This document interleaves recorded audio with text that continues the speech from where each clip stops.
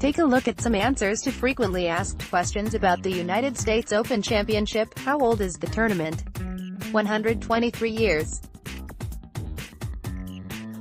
The first one was played in 1895. How many times has it been played? This year will mark the 118th U.S. Open.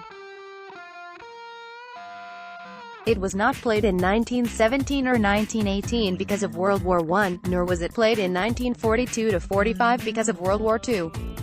Who started it? The United States Golf Association, an organization formed in 1894 by 5 prominent golf clubs to be the game's national governing body. Is it the oldest national championship in the world? No. The Open, also referred to as the Open Championship or the British Open, dates back to 1860. Where was the first U.S. Open played? It was played on a 9-hole course at Newport RI Country Club. Who was the first winner? Horace Rawlins, a 21-year-old Englishman, shot 173 for 36 holes to beat Scotsman Willie Dunn by 2 strokes. Who has won the most U.S. Opens? 4 players have won the U.S. Open 4 times each, Scotsman Willie Anderson and Americans Bobby Jones, Ben Hogan and Jack Nicklaus.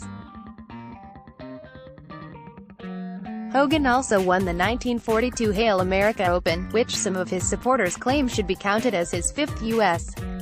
Open. The Hail America was a substitute for the U.S. Open, was held in the same time slot and was run like the U.S. Open with local and sectional qualifying. How many times has a player won consecutive Opens? 5 players have won back-to-back Opens and 1 has won 3 in a row.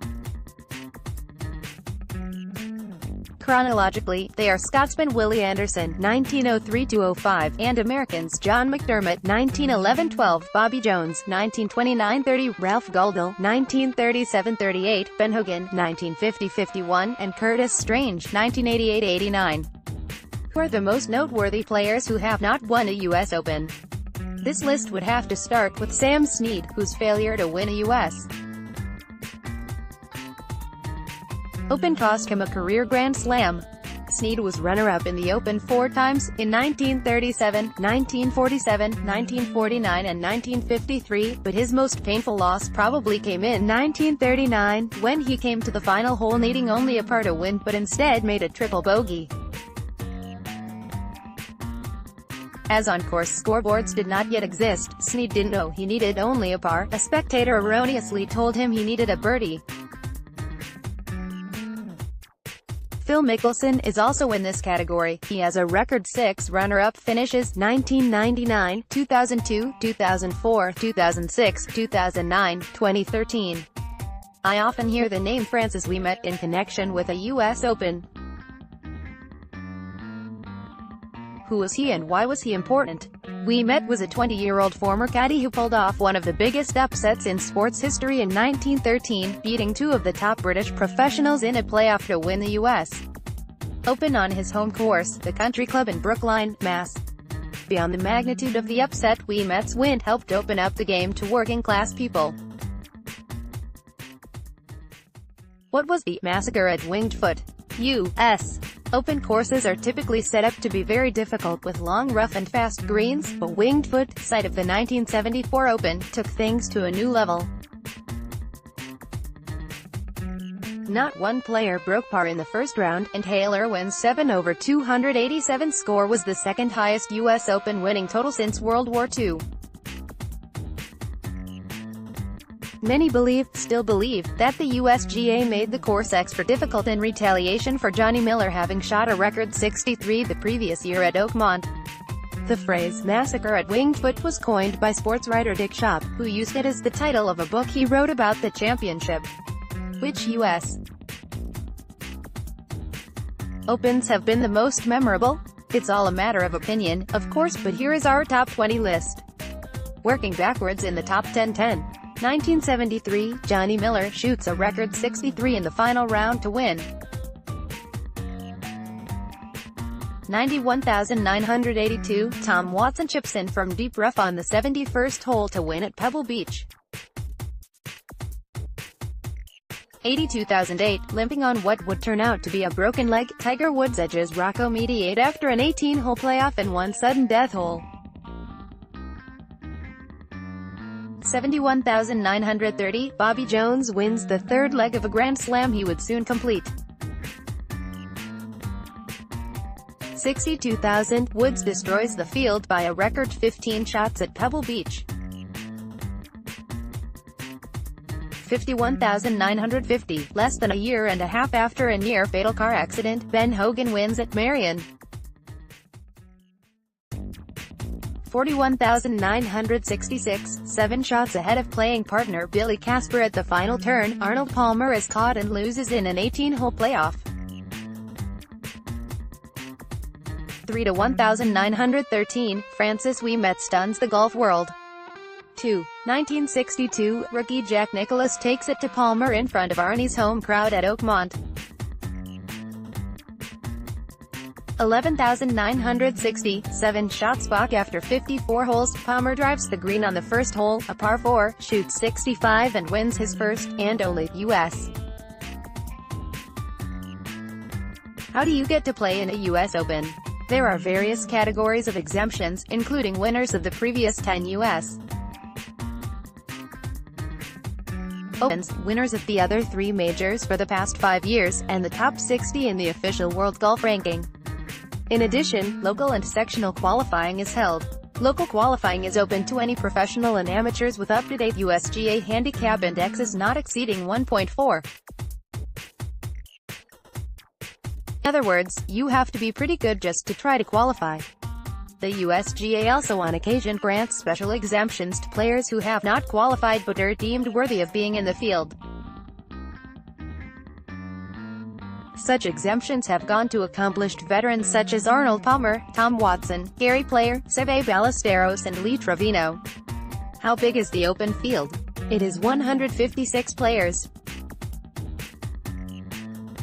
Where is this year's Open being played? It is being played for the 5th time at Shinnecock Hills Golf Club in Southampton, and why? Which course has hosted the most Opens? Oakmont Country Club in Oakmont, PA, near Pittsburgh, has hosted 9 Opens, including in 2016. Who is the oldest player to win the Open? Hale Irwin was 45 years and 15 days old when he won in 1990. Who was the youngest winner? John McDermott was 19 years, 315 days old when he won in 1911. Who was the youngest player? In 2012 a 14-year-old amateur from China, Andy Zhang, qualified. Who had the largest victory margin? Tiger Woods, won by 15 strokes in 2000. This is the record for any major. Holds the 72-hole scoring record. Rory McIlroy shot 268 in 2011. That was 16 under par, also a record, on par 71 Congressional. Brooks Koepka won in 2016 at par 72. Aaron Hills with a 16 under total, 272. Who holds the 18-hole Open scoring record? Johnny Miller set the record by shooting 63 in 1973 at Oakmont. That score was subsequently equaled by Jack Nicklaus, 1980, Baltusrol, Tom Weiskopf, 1980, Baltusrol, Vijay Singh, 2003, Olympia Fields, and Justin Thomas, 2017, Aaron Hills. What does a player get for winning the U.S. Open? This year's winner's purse is $2,160,000, out of $12 million, overall purse. The winner is also exempt from qualifying for the other 3 majors and the Players' Championship for the next 5 years, and exempt from U.S. Open qualifying for the next 10 years. If the winner is a PGA Tour member, he would receive a 5-year exemption to all PGA Tour events. What happens if the U.S. Open is tied after 72 holes? There used to be an 18-hole playoff the following day. Now, if 2 or more players are tied at the end of regulation, there is a 2-hole aggregate playoff, followed by sudden death. All those cocky smiles have to go. It's time the U.S. Open wipes them off the faces of today's young pros and reasserts itself as the game's Grim Reaper. Shinnecock Hills is just the course to do it. Of course, we want to see it done in all the best ways. This championship historically has done that, because it's been a while since we've seen this event at its best. While we once relished hearing players grumble and whine about the U.S. Open, the setup was so unfamiliar, so unrecognizable at Chambers Bay 3 years ago, we actually sympathized with the players who complained. Desolate moonscape wasn't a good look for a U.S. Open, nor were the dead greens. We sided with the players again at Oakmont 2 years ago, with the greens pushed to fast and furious speeds that created a controversy when Dustin Johnson's ball moved while he was over it with a putter in the final round. We joined the players in their outrage, even as Johnson saved the USGA from a mutiny by going on to win, with the final 7 holes played in a fog of confusion and uncertainty over whether he was going to be hit with a penalty. US Open, tee times, full coverage, and then the scales tipped too far the other way last year. The US Open was so much fun for so many players at Erin Hills, it wasn't any fun for the rest of us. Yet again, the setup was almost unrecognizable. It was a fun week to be a part of, but it is definitely not a U.S. Open, in any way. Webb Simpson, the 2012 champion, said leaving Erin Hills a year ago. He wasn't alone thinking that. It just didn't remind me of a U.S. Open. Jim Furyk, the 2003 winner, said, "If you came here thinking U.S. Open, you had to adjust your style and game." Keegan Bradley loved it, but he felt like he was playing another major. "It's more like a PGA championship," said Bradley, who won the 2011 PGA. "You didn't have to see the widest fairways in championship golf to see how unrecognizable the U.S. Open became yet again at Erin Hills. You only needed to see the insolent smirks on big hitters' faces, delivered so routinely, like waggles in part of their pre-shot regimens. Okay, maybe they weren't smirking insolently, but the mind plays tricks remembering how much fun big hitters had lashing drivers with impunity." Brooks Koepka equaled the U.S. Open record, winning at 16 under. Justin Thomas shot 63 in the third round, his 9 under total the lowest round in relation to par in the championship's history. So along comes Shinnecock Hills, like a knight equipped to rescue the USGA, to restore the championship's dignity. Here's hoping USGA Executive Director Mike Davis can finally deliver his masterpiece example of why his vision of the US Open as the ultimate test works. Shinnecock Hills is an American classic, one of the 5 founding member clubs of the USGA. It's the perfect venue to right what's wrong with the US Open, but it's all about setup, conditions and weather this week. It's all about Davis getting his vision of the championship exactly right. If he does, we'll have the best idea yet, if he's right in massaging the US Open's identity, by presenting tests that better reflect the intentions of great American architects, that more thoroughly examine skills through the entire bag, that allow the driver to be a larger part of the test and imagination to be a larger part of the short game. Shinnecock Hills can be a brute, but it can be pushed beyond fair, as we saw at the 2004 U.S. Open, when play was suspended in the final round after the 7th green became unplayable, too firm and too fast. Here's hoping the brute makes the US Open great again. Here's hoping it wipes the smile off the face of every player but the winners this week, that it does so in a way that won't allow us to empathize with the grumbling and whining a severe test always brings. Here's hoping the USGA isn't the story this week, that the winner's story is riveting and compelling, and that the action is so dramatic it revitalizes the US Open as worthy of being called the game's ultimate test. Article tags, Randall's Rant, 2018 U.S. Open, Brooks Koepka, Mike Davis. Kevin Stadler's version of major championship trauma struck on Saturday, well before the USGA broke out the hoses on Sunday in a desperate attempt to save the 2004 U.S. Open. At the time, Stadler was a 23-year-old journeyman trying to make his way in the professional ranks by playing mini-tour events and hoping to avoid the full rigors of Q School. Qualifying and making the cut at the 04 championship was his express ticket to the final stage of Q School, so when he secured himself a weekend tee time at Shinnecock Hills, it was as if a weight had been lifted from his round shoulders. He had no idea what was waiting for him. The first sign that things would be different on the weekend came when he pulled into the player parking lot on Saturday and watched a group of caddies on the practice putting green. There were caddies throwing balls down on the green that were bouncing over their head, recalled Stadler, who was playing his first U.S. Open in 04.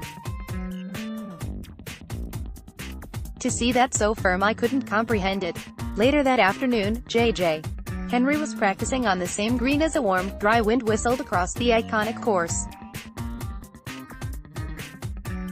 We were pouring bottles of water on the putting green and it's just not going into the grass. They're all like, "This is crazy," Henry said. The real madness wouldn't rear its crusty head until Sunday morning, when Stadler and Henry, playing in the day's first group off, arrived at the 7th tee. The par 3 7th was playing 189 yards that Sunday, 14 years ago.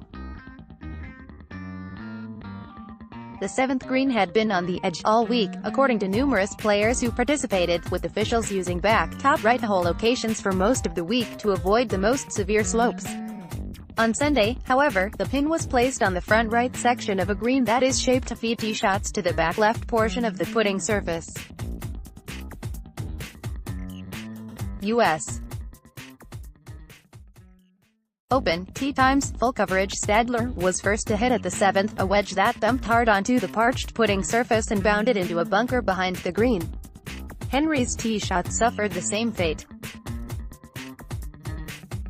By the time the dust, literally, settled for the twosome on the 7th, they'd taken a dozen shots between them to finish the hole and alarms all across Shinnecock Hills began to sound.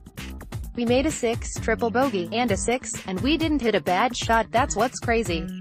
Henry remembers, the dismay of the moment still vivid even a decade and a half removed. From the back bunker, Stadler nearly holed his second shot with the ball rolling past the hole about 3 feet.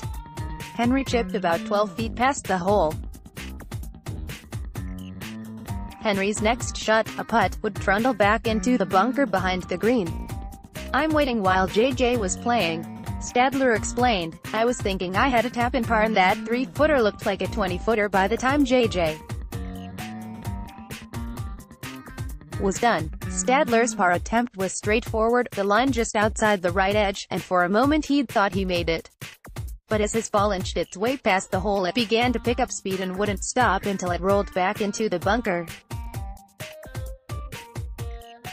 The ball was moving in slow motion, Stadler said. Stadler's father, 13-time PGA Tour winner Craig, was walking with his son that day. Craig Stadler had a reputation of showing emotion on the golf course, and if ever there was a time for the younger Stadler to follow in his father's footsteps, it was now. "We all know that Kevin is a lot like his dad, and I just remember saying to myself, please make this putt. I can only imagine where this putt is going to end up if he misses it," Henry said. Sure enough, he misses and he's playing from the bunker with his next shot. Things didn't get much better for either player after the 7th. Stadler, who opened the week with a 68 and was tied for 5th place after round 1, signed for a 15 over 85. Henry shot 76, which turned out to be one of the day's better rounds. Although the entire course, which had been sent over the line by a dry wind that siphoned every drop of moisture from the layout, would essentially become unplayable, it is the 7th hole that remains the modern USGA's darkest hour.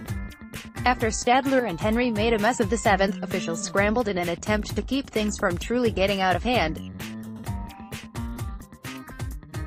Crews began to syringe greens between groups, an unprecedented move in the middle of a round, but the alternative was not an option. It would have been 100% unplayable if they hadn't started watering, Stadler said. It would have been impossible. Although the watering helped, there was an element of uncertainty to the process that caused a new set of problems. They decided they were going to water between groups, recalled Steve Flesch, who finished tied for 7th and 04 for his best finish at the U.S. Open. We get to the 7th tee and the group in front putts out and they aren't sirening the green. They are like, go ahead and hit, and we're like, no, we're waiting. The official said, we're watering between every other group. Chris DiMarco said he wasn't going to hit until they syringe, and the official said, we're going to penalize you for slow play if you don't tee off. Flesch and DiMarco both made bogeys at No. 7. Phil Mickelson, who would finish 2 strokes behind eventual champion Retief Goosen, had a similar experience. I know that their basis was once somebody 4 or 5 putted, they watered the green. And so it was really important that the group in front of you 4 or 5 putted and then you had a chance, but that didn't happen. Mickelson said. We were the group that 4 or 5 putted and then they watered for the guys behind us. That was nice. When Stadler and Henry completed their round, Tom Meeks, who was the USGA's Director of Rules and Competition at the time, was waiting for them in the scoring area. I can remember Tom Meeks coming up to us in the scoring trailer and saying how sorry he was, saying, unfortunately we lost the golf course. Henry recalled. Basically, really sorry you guys had to play through some of those conditions. Meeks declined to comment about the 04 championship, telling GolfChannel.com, I have nothing but fond memories of Shinnecock Hills and wish them nothing but the best. Mike Davis, who succeeded Meeks as the association's Director of Rules and Competition and is now the Executive Director, has been more forthcoming, telling a group of reporters at last year's U.S. Open that what happened in 04 will not happen again. If it does, I'm retiring, he said. Many players have noted that a 7th green hasn't been changed since the 04 championship, prompting some to wonder if the USGA could find itself in a similar situation at this week's U.S. Open, but Davis has assured anyone who would listen that this time will be different. Looking back at 2004, and at parts of that magnificent day with Retief Goosen and Phil Mickelson coming down to the end, there are parts that we learned from, Davis said. I'm happy we got a mulligan this time. We probably made a bogey last time, maybe a double bogey. For those who actually did make double bogeys, or worse, during that final round in 04, they hope Davis is right. It went from honest perfection, best course I've ever played, before the weekend, to the hardest thing I'd ever seen. The greens were dead, Stadler said. Seriously, I played 27 holes on Wednesday because I couldn't get enough. By Sunday, Stadler and co. couldn't get away from Shinnecock Hills fast enough. After a strong showing at the FedEx St. Jude Classic, Phil Mickelson is back inside the U.S. Ryder Cup bubble. Mickelson closed with a 65 to finish T12 at TPC Southwind for his 3rd top 15 finish in his last 4 starts. As a result, he moved back into 8th position in the points race, surpassing Bryson DeChambeau 1 week after DeChambeau bumped him with his win at the Memorial. Dustin Johnson, who won in Memphis, remained in 3rd. The top 8 players after the PGA Championship will qualify automatically and will be joined by 4 picks from captain Jim Furyk. There will likely be some movement this week, with players earning 1.5 points per dollar at the U.S. Open and the winner earning 2 points per dollar. Here's a look at the updated list. 1. Patrick Reed 2. Justin Thomas 3. Dustin Johnson 4. Jordan Spieth 5. Brooks Koepka 6. Ricky Fowler 7. Bubba Watson 8. Phil Mickelson 9. Bryson DeChambeau 10. Webb Simpson 11. Matt Kuchar 12. Brian Harman article tags Phil Mickelson 2018 FedEx Street Jude Classic. The 118th U.S. Open will be held at Shinnecock Hills on Long Island from June 14 to 17. The U.S. Open was last held at Shinnecock in 2004, when Retief Goosen edged Phil Mickelson to win his 2nd major title. Get set for the year's 2nd major with these flyover videos from the 7,445-yard, par 70 layout. Hole 1, par 4, 399 yards. 1, par 4, 399 yards elevated tee. Avoid the fairway bunkers birdie opportunity in partnership with at DeloitteSpick.twitter.com/Eater9DeemQuote US. Open, USGA, at US Open Golf, May 1, 2018. Hole 2, par 3, 252 yards. 2, par 3, 252 yards. Long iron needed lengthen to restore original challenge uphill just short of green in partnership with at DeloitteSpic.Twitter.com/VZNJ6A, US Open, USGA, at US Open Golf, May 2, 2018. Hole 3, par 4, 500 yards. 3, par 4, 500 yards. New tee adding 22 yards. Side and fairway. Second longest par 4 on the course in partnership with at DeloitteSpic.Twitter.com/GripV6BDI, US Open, USGA, at US Open Golf, May 3, 2018. Hole 4, par 4, 475 yards. 4, par 4, 475 yards. Bunkers in play off the tee. Easier to attack hole from right side of fairway. Slightly elevated green in partnership with at DeloitteSpic.Twitter.com/PGSQV2DJJT, US Open, USGA, at US Open Golf, May 8, 2018. Hole 5, par 5, 589 yards. 5, par 5, 589 yards. Chance to get home in 2 undulating green birdie opportunity in partnership with at DeloitteSpic.Twitter.com/Kite70XJ, US Open, USGA, at US Open Golf, May 9, 2018. Hole 6, par 4, 491 yards. 6, par 4, 491 yards. Blind tee shot. Bunkers in play off the tee. Upper angle from left side of fairway in partnership with at DeloitteSpic.Twitter.com/FamiaBexel, US Open, USGA, at US Open Golf, May 10, 2018. Hole 7, par 3, 189 yards. 7, par 3, 189 yards. Classic Redon design. Wind plays a factor. Trouble behind the green in partnership with at DeloitteSpic.Twitter.com/I7P8J5P6, US Open, USGA, at US Open Golf, May 15, 2018. Hole 8, par 4, 439 yards. 8, par 4, 439 yards. Generous fairway wind, typically against the player. Driver not always a necessity in partnership with at DeloitteSpic.Twitter.com/Richard8JF, US Open, USGA, at US Open Golf, May 16, 2018. Hole 9, par 4, 485 yards. 9, par 4, 485 yards. Blind tee shot. Uneven lies in fairway. A possibility downhill chip or putt from back of green in partnership with at DeloitteSpic.Twitter.com/FVT4UDSPay, US Open, USGA, at US Open Golf, May 17, 2018. Hole 10, par 4, 415 yards. 10, par 4, 415 yards. Risk reward off the tee. Downwind approach shot. Closely mown areas around the green in partnership with at DeloitteSpic.Twitter.com/1ZPCross, US Open, USGA, at US Open Golf, May 22, 2018. Hole 11, par 3, 159 yards. 11, par 3, 159 yards. Shortest hole on the course. Bunkers are a popular miss. Small green that slopes from the back left to the front right in partnership with at DeloitteSpic.Twitter.com/X87PSNEJ, US Open, USGA, at US Open Golf, May 23, 2018. Hole 12, par 4, 469 yards. 12, par 4, 469 yards. Driver not a necessity off the tee. Narrow fairway. Large green that requires strategic approach shot in partnership with at DeloitteSpic.Twitter.com/Pi2SWX8LG, US Open, USGA, at US Open Golf, May 24, 2018. Hole 13, par 4, 374 yards.